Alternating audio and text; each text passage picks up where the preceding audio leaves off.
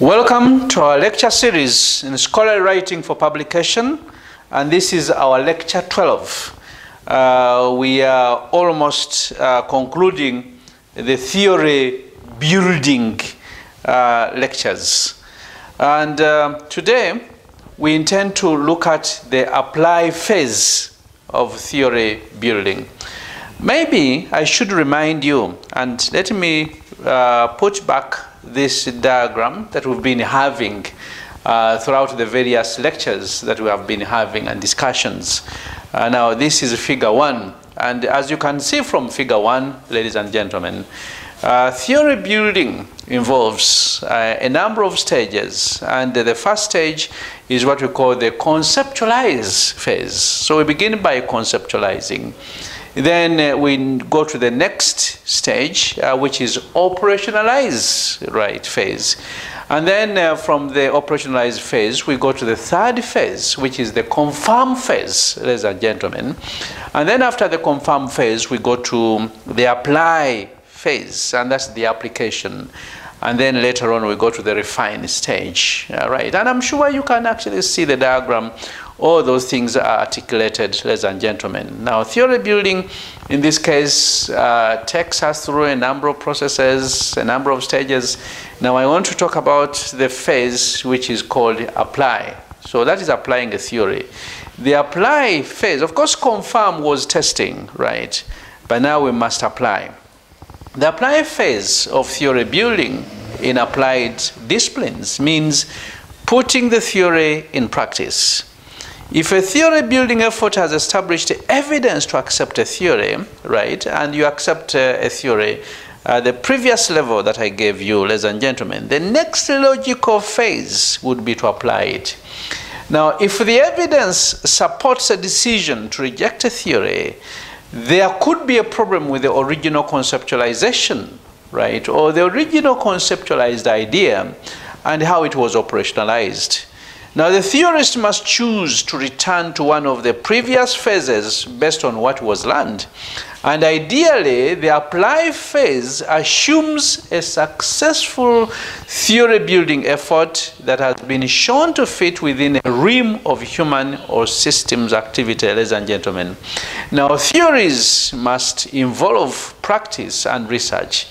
Theories must explain what something is and how it works, And of course, we will add at this material stage that theories must also tell you how to do something. Theories that do not include a description of how the theory works falls short. Application can also be positioned as a starting point itself. Now, for example, new problems arise in practice that create the need for further understanding, pushing the theorists to develop new ideas and to conceptualize how something works, ladies and gentlemen. And therefore, I should tell you at this material time that the purpose of this lecture, ladies and gentlemen, is to describe the approaches to application within the general method of theory building in applied disciplines. And specifically, the lecture, we will handle, one, a definition of the apply phase. So we will specifically, in this lecture, define the apply phase, describe the general inputs to this phase, and again I'll give you a diagram that presents all those things, and summarize the apply phase activity and describe the outcomes, ladies and gentlemen, of successful apply phase activity, and later on discuss a set of quality indicators for the apply phase, ladies and gentlemen. So there we are, and we start, and this is very important. Apply phase. What is application, ladies and gentlemen? Do we understand what application is? So what is application? Once a theory has evidence to support it, the test of consistent practical utility begins. A theory must be threaded through the apply phase. The application of the theory to the problem, to the phenomenon or issue in the world of practice is in the practice component of the applied theory building research methods, ladies and gentlemen. So application of the theory enables further study, enables further inquiry, enables further understanding of the theory in action. So within the applied discipline of communication, for example, ladies and gentlemen, if we take this to illustrate the kind of aspect we are discussing, which is the apply phase. If you look at the applied discipline of communication, there's a thread of applied theory research called signal theory. I'm sure you've heard about the signal theory. Now, signal theory looks at information from different sources that two individuals or organizations have available, and then how they proceed, right? Now, a number of investigators of the signal theory realm have reported their findings, and if you review literature, you'll find lots of things that have been written. Now, one group of authors, I'll tell you, reviewed the available literature to make an application assessment of the theory. And I'll tell you one interesting conclusion they had was for theorists to apply signal theory in new ways so as to learn more about the theory in action and its limits. In fact, they're saying, yes, it has been applied, but now we need to apply it in new ways so that we understand the theory, we understand more about the theory in action and its limits. Now, the confirm phase, which we are discussing here, involves the careful, this is not the confirm, it's the apply phase. Remember, we went through the confirm phase. The confirm phase involves the careful study of the relationships included in the theory, right? So there we are undertaking studies to confirm.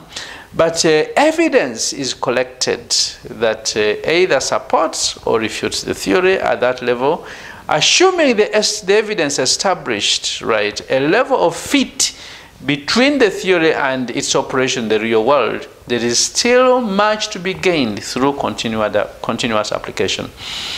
Remember, ladies and gentlemen, I did tell you, and let me repeat this, right, so that we understand the kind of exercise that we are doing. In research, right, two main things are done. One, we are trying to develop a new theory, right? So you have streams of studies aimed at developing theories. I know people who say, in research, we create knowledge. Yes, how do you create knowledge? One way of creating knowledge is to develop a theory or theories. Right, so the second aspect that we do is to test a theory. Right, we are testing these theories to see whether the theories actually do capture reality. Right, in a number of settings, and that's why we have what we call local theories, mid-range theories, and grand theories, ladies and gentlemen. So that is our purpose. Now remember, at the confirm stage, right, we test those relationships. You pick a theory, pick the relationships, and that's what most people do, right? When they develop the conceptual models and theoretical models and start testing, in essence, you are testing the theories, right? So after you've tested the theory and you really think that those things are robust enough, right, to really demonstrate the links, the connections, the hypothesis developed, etc., you move to the next level of apply. Right, we want now to pick this model and give it to the practitioners out there to see whether this theory explains reality. So as you can see, it's a cyclical process, right?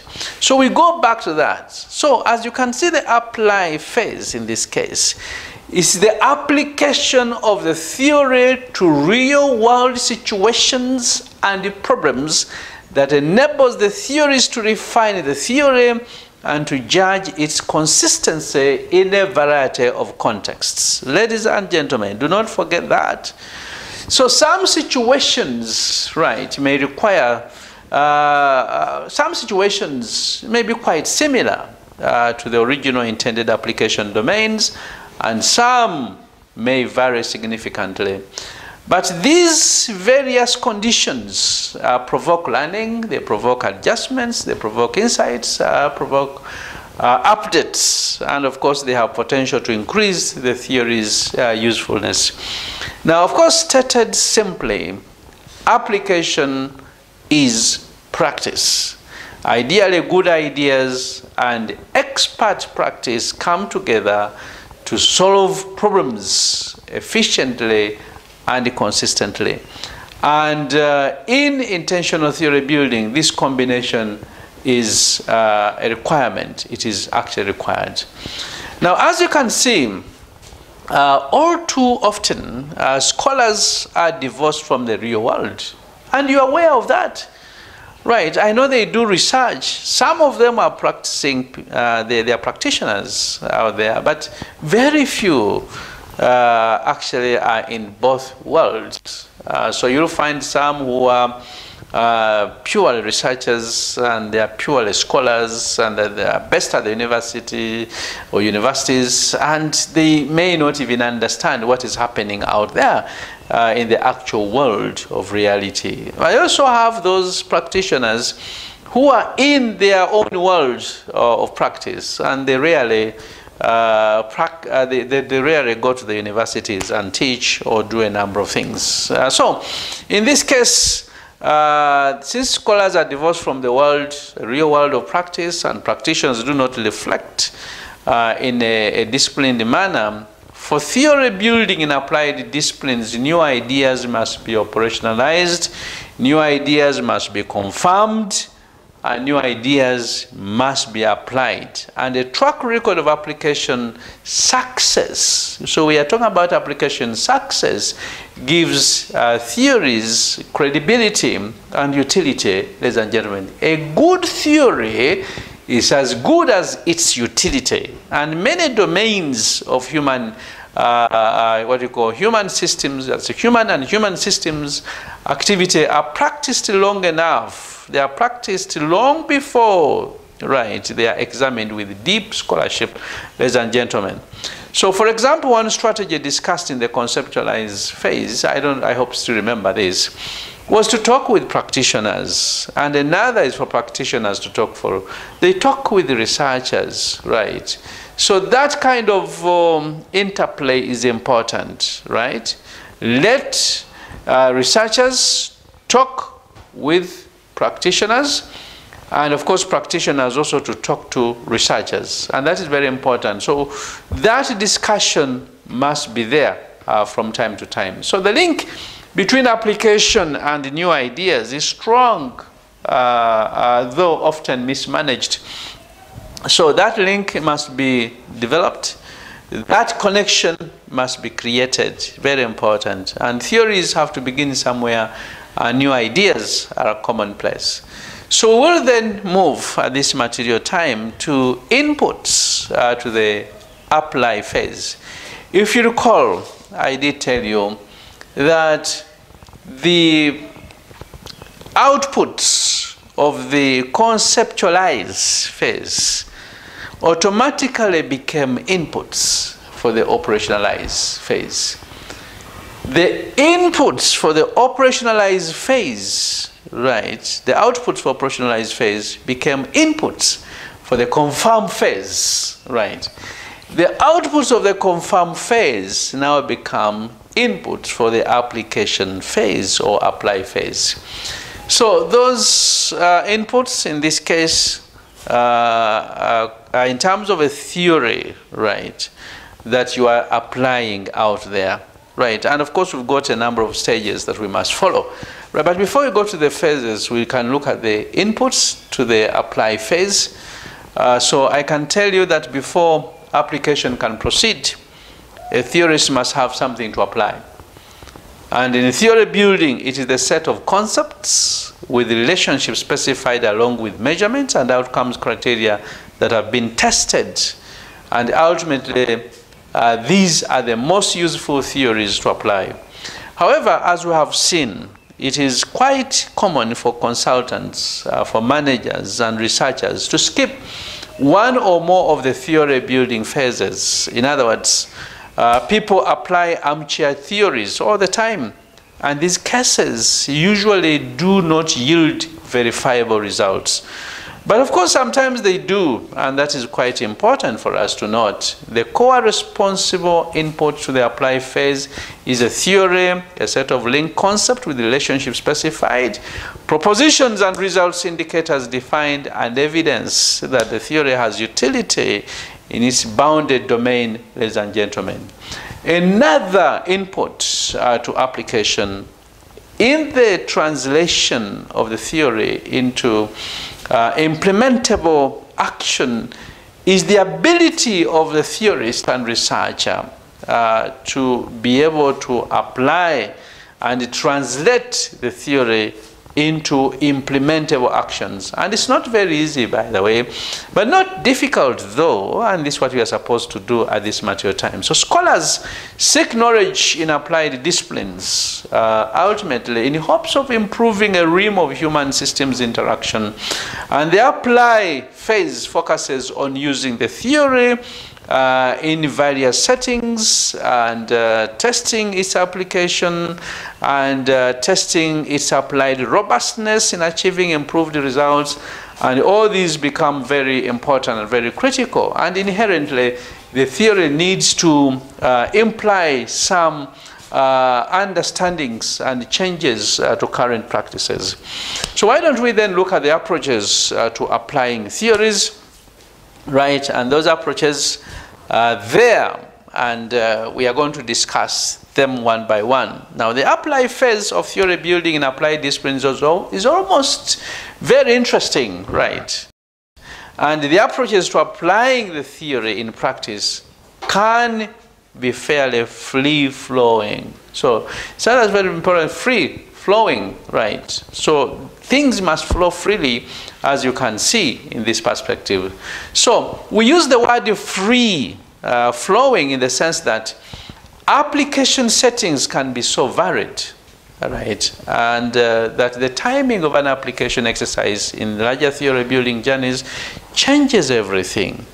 And as I gave you earlier on, there are three major phases, three major steps to the apply phase. And these steps, as you can see on the chart, the figure of the diagram, right, that is figure 2. I hope you can see the components, and I will be summarizing those components very soon, right, for figure 2. So in this figure 2, there are 3 steps, and you can see them, right? Of course, after the inputs, we deal with the steps, and then after the steps, you have the outputs. It's those steps that will give you the output.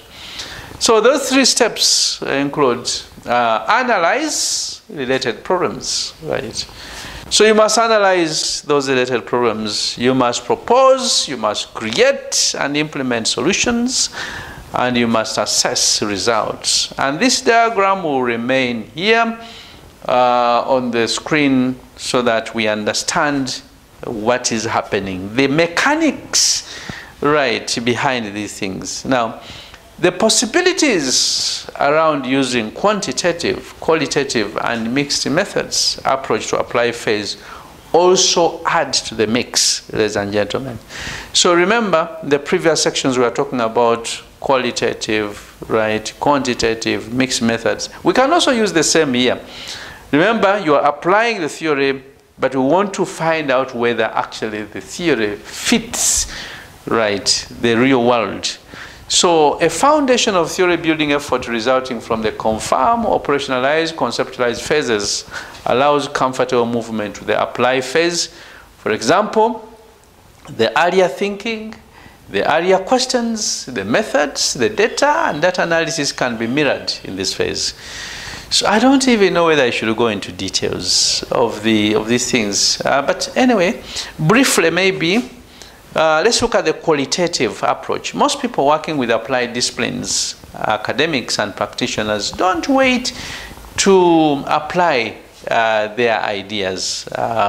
And of course, for the impatient practitioner, trying out a new idea with or without a theory is the norm.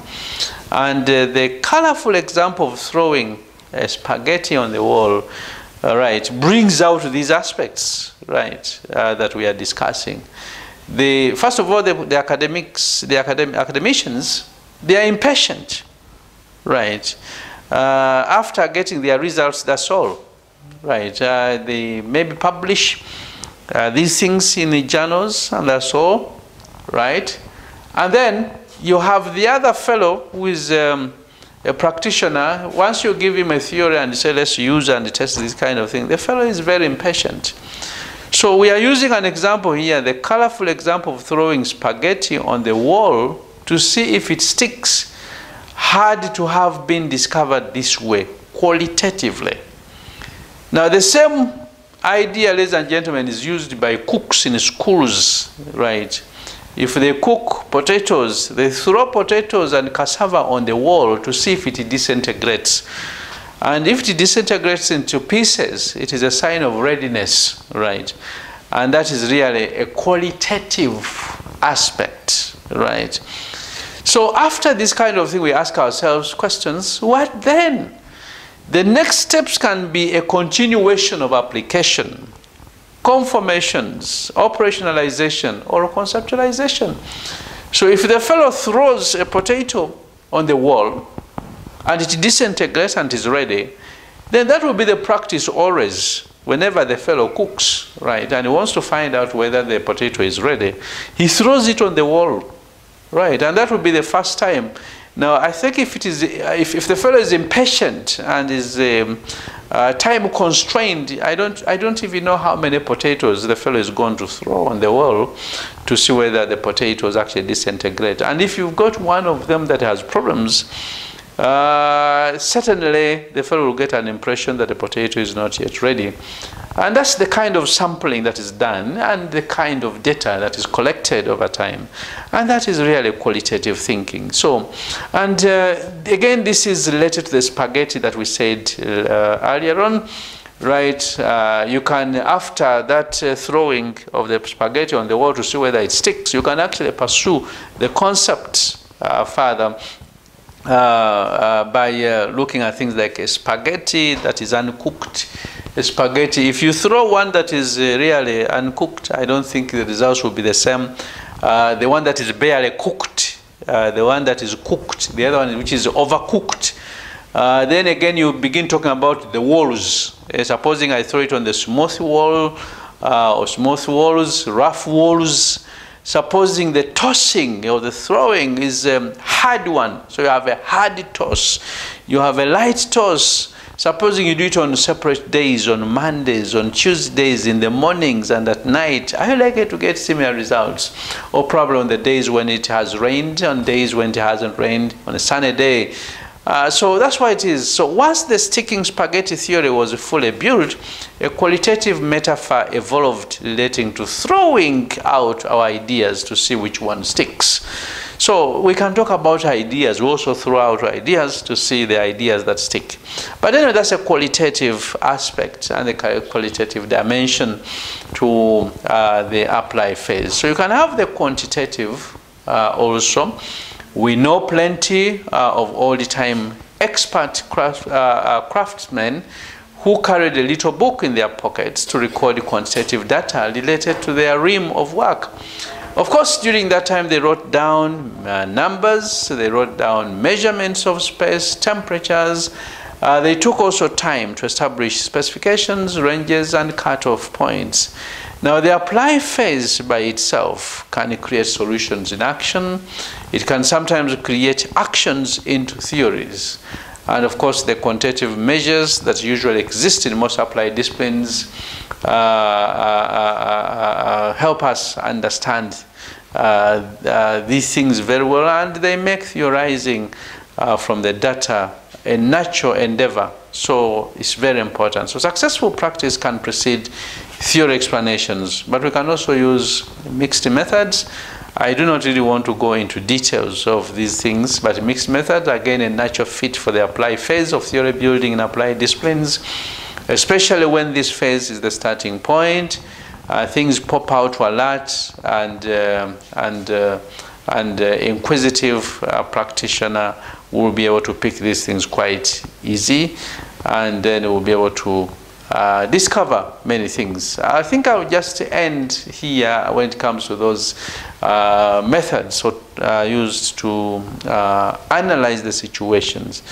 So let's now go to other aspects that are very important and more specifically related to our diagram. I hope the diagram is still there on the board that talk about the various stages, right? We talked about analyze the related problems, propose, create and implement solutions, and then assess the results, and then we have outputs. Now, again, for us to understand the applied phase of theory building in applied disciplines, it has a unique role since it is practice in the role, right? It has a unique role.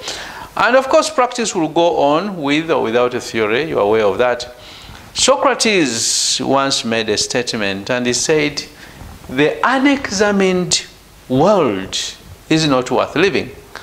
The unexamined life is not worth living." That was Socrates. Socrates uttered this statement at his trial for impiety and corrupting youth, for which he was subsequently sentenced to death. Now, with theory building documentation in place, right, if you've got the documentation right there, the applied phase can spout out interesting details related to the application context of the theory under investigation. But with no theory documentation or preconceived notions, the astute practitioners can yield totally out-of-the-box responses with the realm of practice. So it is hard to read books about accidental learning and exceptional people without paying homage to the improbable. And we've got very good examples, ladies and gentlemen. The biography of Apple computer visionary Steve Jobs is one example. Another is the Black Swan issue, and that's Taleb 2007. Now, of course, a black swan in this context is a highly improbable event with three characteristics. It's unpredictable, it carries a massive impact, and after the fact, an explanation is concocted that makes it appear less random and more predictable, ladies and gentlemen. So, a black swan is highly improbable, as I've already said, but very important at this level, at this stage. Now, of course, I would want to say, right, one of the writers, Taleb, one of the scholars, Taleb, he laments that people and their general inability to automatically transfer knowledge and sophistication from one situation to another, or from theory to practice, is a quite disturbing attribute of human nature. People do research, write, publish, right, but they are unable to transfer that to practice. They don't actually apply it. They don't apply the knowledge. And sometimes you see the things which are detached to the environments for which they are meant to understand or explain. So, but we've got a very good example of what I gave you last time. From the book written by Crawford. I told you Crawford is a philosopher, and Crawford has a PhD, and Crawford, again, is a mechanic, of course, a motorcycle mechanic. So Crawford's, as you can see, Crawford's 2009 book, Shop Class at Soulcraft, describes the type of issues that we are talking about here. Practice, that's the application bit of it. Right.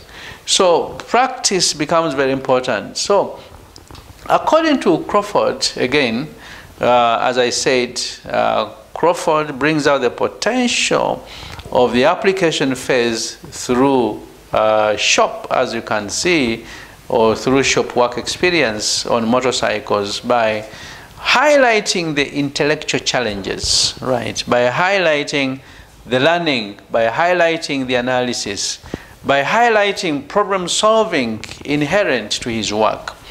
Now, the interesting thing is that the apply phase can provide unexpected rich results that are unavailable elsewhere. And the risk here, ladies and gentlemen, is the infatuation with solutions without theory and the temptation to sermonize. So in other words, what we are saying is very simple, right? Whereas you've got Crawford, who, first of all, he has knowledge, he's a philosopher, he goes out and tries to implement a number of things, and he says he enjoys that kind of exercise. And then, of course, he documents the reality. So if you pick Crawford's work, you are able to come up with a theory that will explain situations within such settings, right? But what we are talking about here, ladies and gentlemen, is that we have a risk, right? A major risk of the apply phase. And that major risk is that there's a possibility of infatuation with solutions, right, without theory. Those fellows who are out in the field, right, they get obsessed, right, they get infatuated with solutions, but without having a theory, right? And of course, at the end of the day, there's a temptation to sermonize. I mean, in other words, you tend to tell people what they should be doing. You really describe solutions. You provide summons of those things and how they work. And that can be a very big risk. So how about the outputs to this phase, ladies and gentlemen? Right. The major outputs of the apply phase are simple and straightforward. They are applied procedures based on the theory and the continued evidence of the theory's fruitfulness, ladies and gentlemen, or the potential or effectiveness. That is now the problem being solved. Now, these outputs depend on the theories translating the theory into practical processes, right, or procedures, and continuing to collect evidence. And of course, secondary outputs of the apply phase are hints towards the continuous refinement phase, and these are subtleties learned through the application that suggests ways of potentially modifying the theory. For example, the boundary may need to be widened based on experiences. And here, when we talk about boundaries, we're talking about the types of theories you have developed, whether it is actually local, mid-range, or grand theories. The description and the classifications of the theories are based on the boundaries. So you may decide to widen the boundaries of the theory, or compress the boundaries a bit. It may occur to the theorist that a major construct is missing from the original conceptualized phase, or it may turn out that better measurement and assessment tools are found at that material time, meaning that you must actually come up with another kind of explanation. All of these, ladies and gentlemen, give reason to revisit the theory and to make modifications so as to increase the fit with the real world. Ladies and gentlemen, I must prepare you. I'll be moving towards closing, and I want to give you the quality indicators for the apply phase before I move down to closing. I hope you still see the diagram there, which is our figure 2, and that figure certainly has very interesting things, right? As you can see, the apply phase, you have the inputs, you've got the steps, which are 3, and the outputs.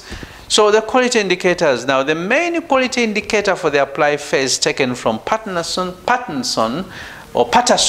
actually, is its fruitfulness. So fruitfulness in this case refers to the theory's ability to generate new knowledge.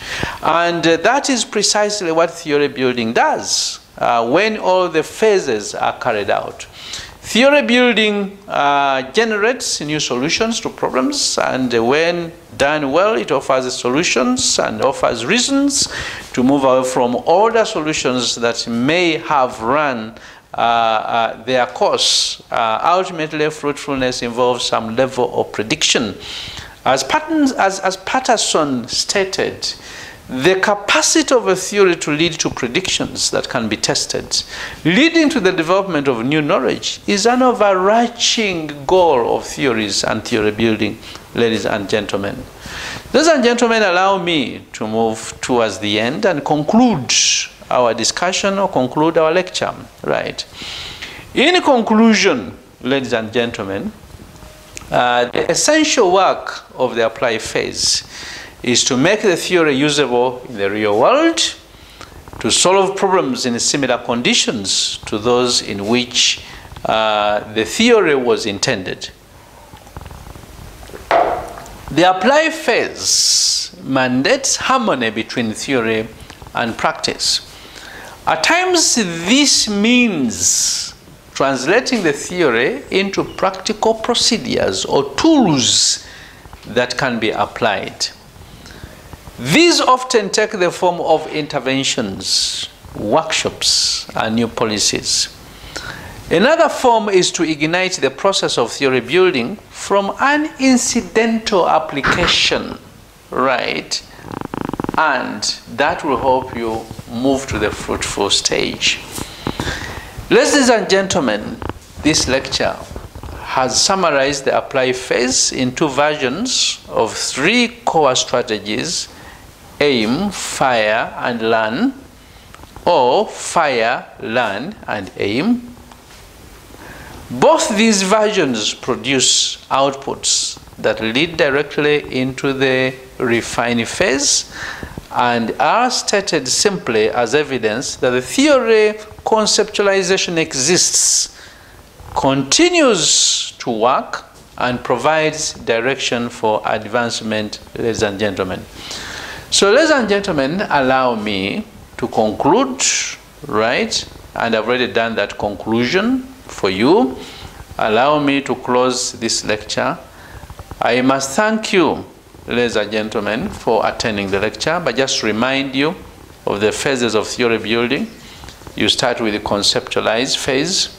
We go to operationalize phase. We go to the confirm phase. We go to the apply phase. So we have covered the 4 phases, and we are remaining with refine. So after you've done these kind of things, you need to refine the theory. So, ladies and gentlemen, I want to thank you for attending. I want to thank you for being patient. I wish you a nice time. I can say stay well, stay safe, have a nice time. Bye.